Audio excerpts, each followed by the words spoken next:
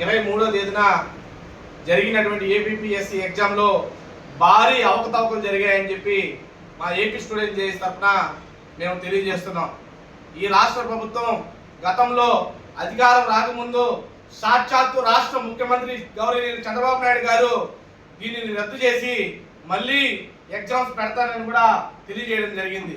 కానీ ఈరోజు నిమ్మకు నీరెత్తినట్టు వారి మీద ఎటువంటి చర్యలు తీసుకోక కనీసం వాటిపైన ఒక దర్యాప్తు కానీ చేయకుండా వారిని అలాగే కొనసాగించడం అనేక అనుమానాలు తావిస్తుంది.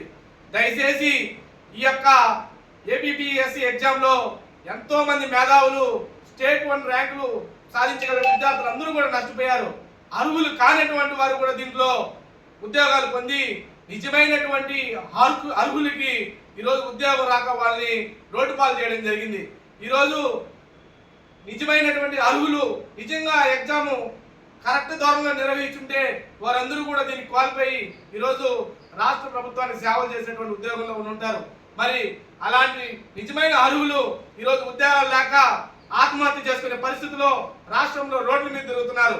అర్హులు కానటువంటి వారు చాలా మంది దొడ్డిదారిన దీనికి సెలెక్ట్ అయ్యారని చెప్పి అందరూ కూడా రకరకాల అనుమానాలు తెలియజేస్తున్నారు.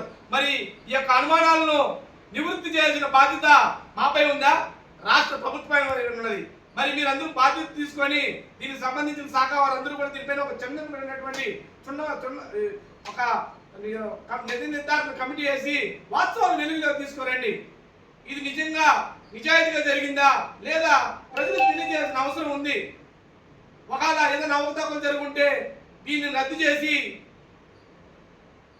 ఆల్రెడీ అప్పట్లో దీంట్లో ఉన్నటువంటి అధికారులందరిపైన కూడా ఈరోజు కోర్టు విచారణ జరుగుతూ ఉంది.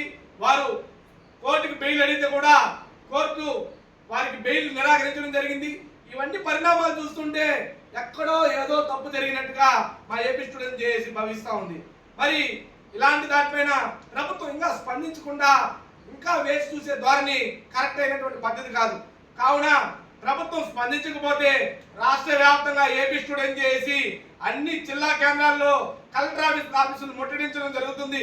దయచేసి వెంటనే దీనిపైన ఒక దర్యాప్తు కమిటీ వేసి నిజాలు వెలుగులోకి తెచ్చి నిజంగా దీనిలో అవకతవకలు జరుగుంటే ఈ యొక్క నియామక ప్రక్రియను రద్దు చేసి మరలో ఒకసారి ఈ ఎగ్జామ్ కండక్ట్ చేయాల్సిందిగా బాధితులకు న్యాయం చేయాల్సిందిగా మా ఏపీ స్టూడెంట్ చేసి రాష్ట్ర కమిటీ తరఫున మరియు ఈ యొక్క రాయలసీమ జోన్ కమిటీ తరఫున డిమాండ్ చేస్తున్నాం. అంతేకాకుండా ప్రభుత్వం ఎగ్జామ్స్ అన్ని కూడా ఆఫ్లైన్ పద్ధతిలో నియామకాలు చేపట్టాలని భావిస్తున్నారని మాకు తెలియవచ్చింది. దయచేసి ఇలాంటి ఆలోచనలు మానుకోండి.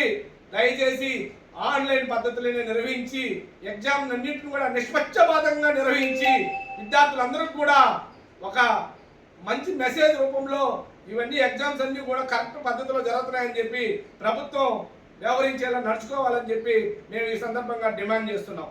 నా పేరు హేమాద్రి యాదవ్, ఆంధ్రప్రదేశ్ స్టూడెంట్ జేఏసీ రాష్ట్ర అధ్యక్షుడు.